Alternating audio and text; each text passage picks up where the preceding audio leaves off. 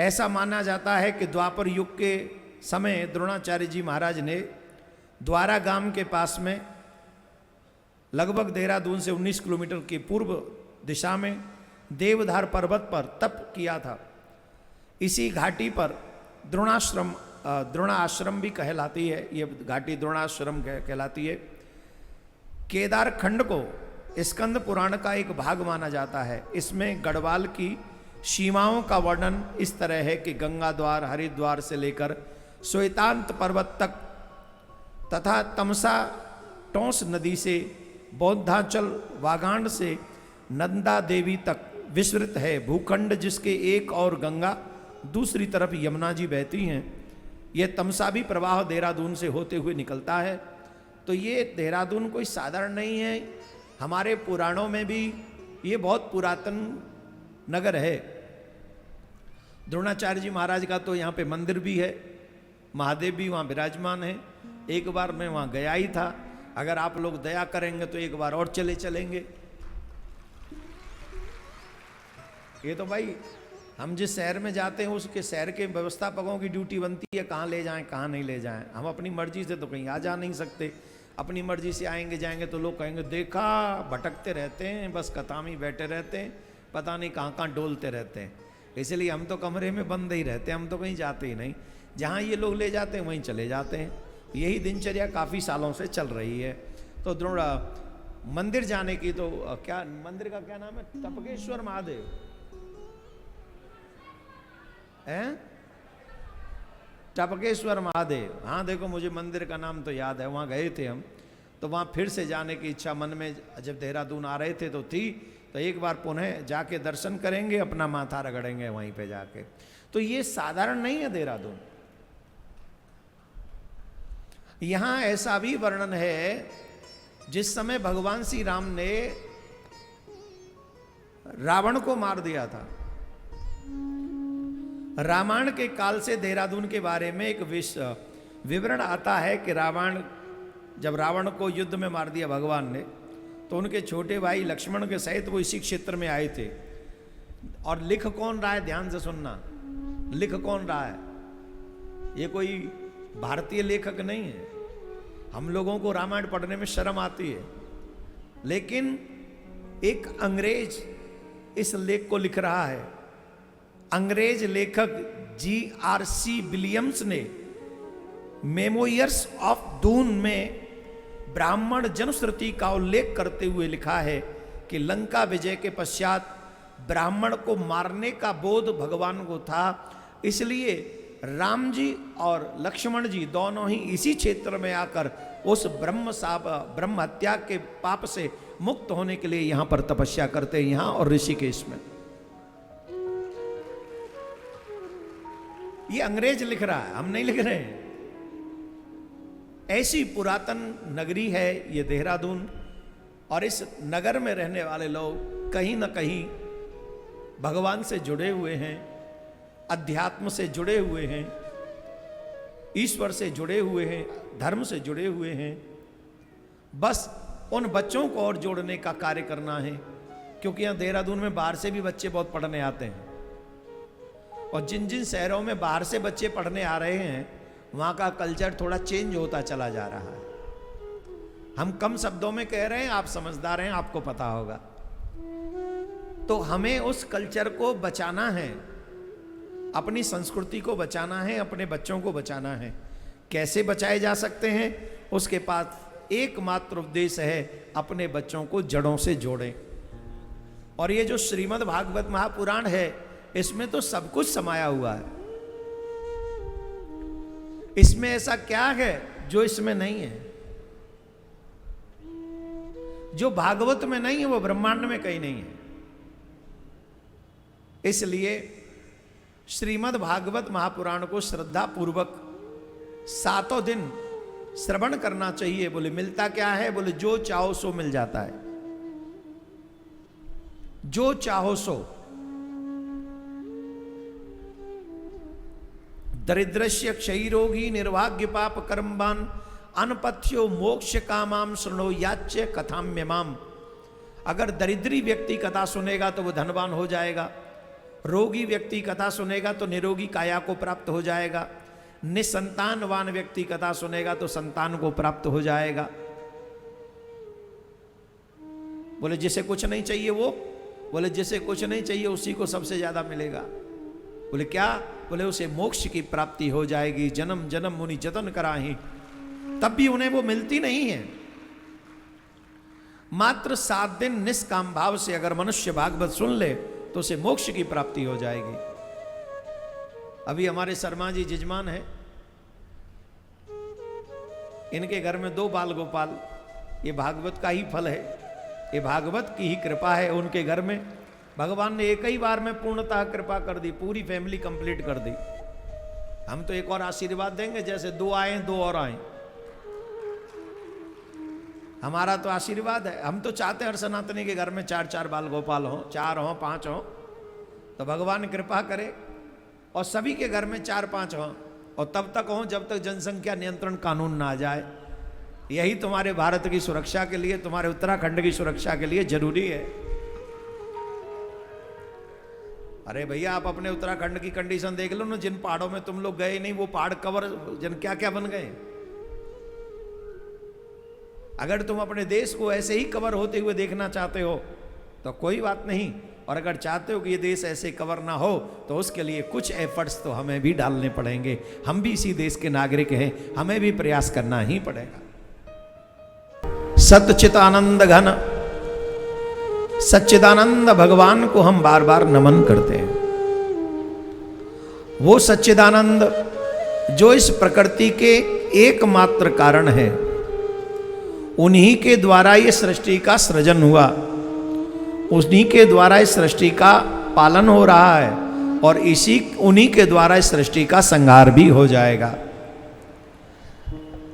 आप और हम चाहे कितने भी कह लें कि ईरान और अमेरिका आपस में लड़ रहे हैं, ईरान और इजराइल आपस में लड़ रहे हैं, लेकिन सच बताएं कौन लड़ रहा है? बताओ चलो।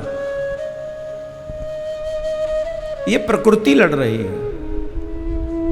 प्रकृति कब लड़ती है, कब ऐसी बुद्धि देती है, कब ऐसा विचार देती है? बोलिए बुद्धि तब ऐसी आती है जब बड़ाई अनीति जाए नहीं बरनी। जब अनीति बढ़ जाती है, व्यक्ति स्वार्थी हो जाता है, व्यक्ति किसी और के बारे में सोचता तक नहीं है, जब सिर्फ अपने लिए वो हर अधर्म करने के लिए निकल पड़ता है, तब प्रकृति उन्हें मिटाने की तैयारी कर लेती है। आप पर बचने का कोई चांस नहीं है, और प्रकृति पे मिटाने के लिए हम सबको बहुत सारे उपाय हैं। जब प्रकृति मिटाने पे आएगी तो एक क्षण भी हम लोग अपने आप को बचाने में समर्थ नहीं हो पाएंगे। हैं? जब केदारनाथ में पहाड़ खिसकते हैं तो क्या होता है? बादल फटे अभी ऊपर, पिछली साल खिसके कि नहीं? क्या कर लिया आपने? हमने क्या कर लिया? सरकारों ने क्या कर लिए? सारे तंत्र लगा दिए, फिर भी बचा पाए? कितने लोग बह गए उस पानी में।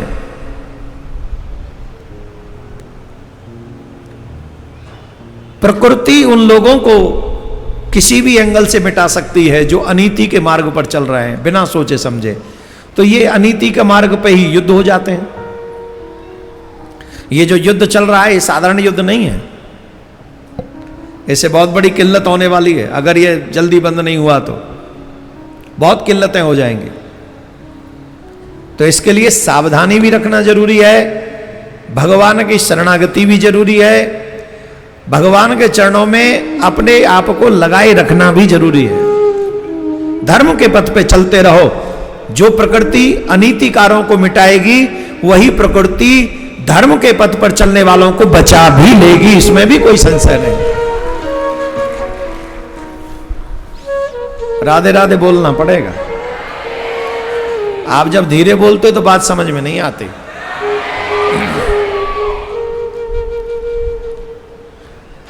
वही सृष्टि के रचयिता हैं, वही सृष्टि के पालनहार हैं, और वही सृष्टि के संहार करता है। दैहिक, दैविक, भौतिक, ये 3 प्रकार के ताप हैं। मनुष्य दुखों से बचना चाहता है और सुखी होना चाहता है, और शास्त्र ऐसा कहते हैं, काहू न को सुख दुख कर दाता, निज कृत कर्म भोग सब भ्राता। इस संसार में न कोई किसी को सुख दे सकता, न कोई किसी को दुख दे सकता। इस संसार में सुख दुख हमें हमारे कर्मों से ही मिलते हैं। हमारा प्रारब्ध ही हमको सुखी करता है, हमारा प्रारब्ध ही हमको दुखी करता है। तो काफी लोग जब दुखी होते हैं तो जादू टोना टोटका इन सब में पड़ जाते हैं। कुछ करवा दो, कुछ करवा दो, हम पे किसी ने करवा दिया है। लेकिन वहां जाके भी सुखी हो जाते हैं क्या? जवाब दीजिए। वहां भी दुखी हो जाते हैं। एक दुख मिटता नहीं है, दूसरा फिर आ जाता है। तो उस ताप को मिटाएगा कौन? उस ताप को एकमात्र भगवान का नाम ही मिटा सकता है। जो भगवान की शरण में आ गए हैं उनके हर प्रकार के तीनों ताप मिट जाएंगे। देह जनित ताप मिट जाएंगे, वेद जनित पाप, जो देव जनित हैं वो, भौतिक जो हैं वो, और देहिक हैं वो, तीनों प्रकार के ताप नष्ट हो जाएंगे भगवान की कृपा हो जाए तो। इसलिए हम उन भगवान को नमन करते हैं, उन प्रभु को नमन करते हैं जिनके द्वारा हम संचालित हो रहे हैं। ऐसे श्री कृष्ण को हम प्रणाम करते हैं, उनको नमन करते हैं। बोलो राधे राधे। अब देखो कैसे बोल रहे हो, बड़े आराम से, और धीरे बोलो थोड़ा।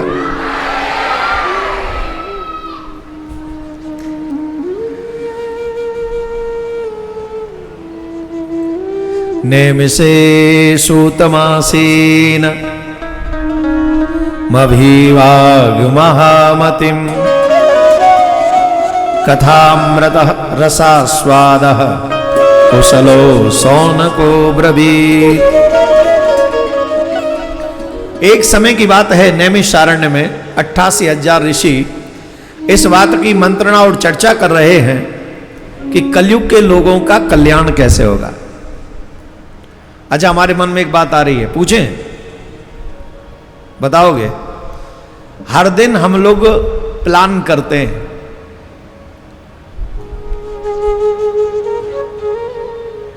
क्या खाएं, कहां घूमने जाएं, कैसे ज्यादा कमाएं, कैसे और अच्छा आगे प्रमोशन हो, कैसे और आगे बढ़ जाएं, और न जाने क्या क्या प्लानिंग करते हैं। करते हैं कि नहीं करते? खाने की प्लानिंग तो दिन में कम से कम 10 बार होती है, क्योंकि 3 बार खाना है। ब्रेकफास्ट, लंच एंड डिनर 3 बार खाना है, 10 बार प्लानिंग होती है। किसी को कुछ खाना है, किसी को कुछ खाना है, किसी को कुछ खाना है। जिस दिन माता जी का मूड ठीक हो उस दिन सबको सब मिल जाता है, और जिस दिन मूड ठीक ना हो सबको एक ही चीज खानी पड़ती है। लेकिन प्लानिंग तो होती है। पर सही माने में बताइए, जीवन कैसे जीना चाहिए इसकी प्लानिंग की है कभी? How to live life, have you ever planned?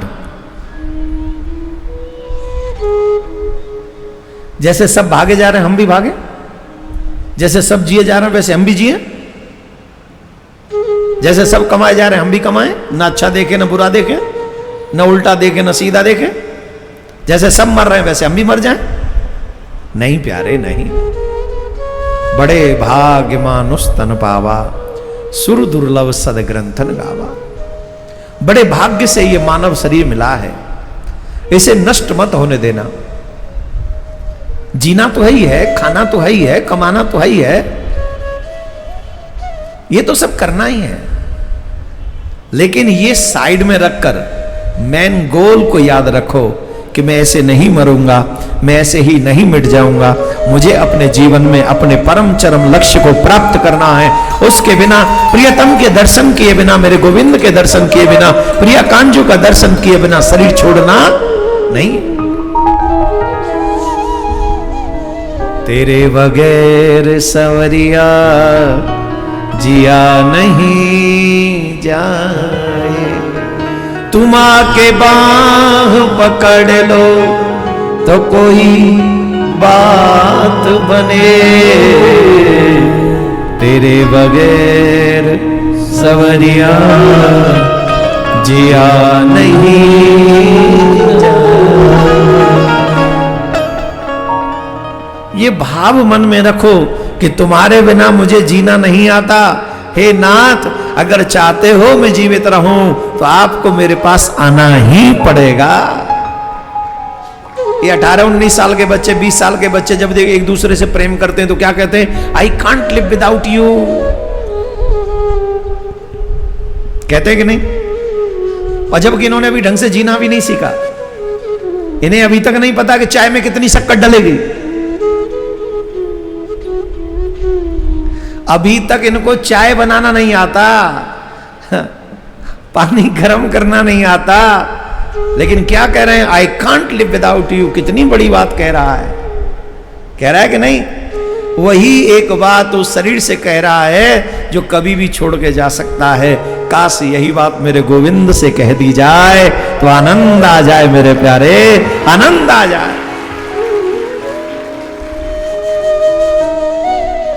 The same word अगर आप बोल दें श्री कृष्ण को, I can't live without you, यही शब्द तुम्हारी मुक्ति का कारण बन जाएगा, तुम्हारे कल्याण का मार्ग बन जाएगा। लेकिन बोलना पड़ेगा यहां से नहीं, यहां से बोलो। और जिस दिन ये बोल दोगे उसी दिन तुम्हारा संबंध मेरे प्रिया कांजू से हो जाएगा। तो प्लान ये करो कि मैं जीवन जीऊं कैसे जिससे संसार की ड्यूटी भी निभ जाए और मेरा कल्याण भी हो जाए। ऐसे प्लान के साथ जीवन जियो। और यही प्लानिंग करना सिखाती है तुमको भागवत कथा। इसलिए मैं हमेशा कहता हूं अपने बच्चों को भगवान की कथा में लेके आया करो। जो चीजें उनसे मिसिंग है, क्या पता ठाकुर जी कृपा कर दे और उन्हें कथा से मिल जाए। अगर एक बच्चे को भी वो चीज मिल गई तो यह हमारा आना और इन लोगों का कथा कराना दोनों ही सफल हो जाएगा। बोलो राधे राधे, जोर से बोलना पड़ेगा।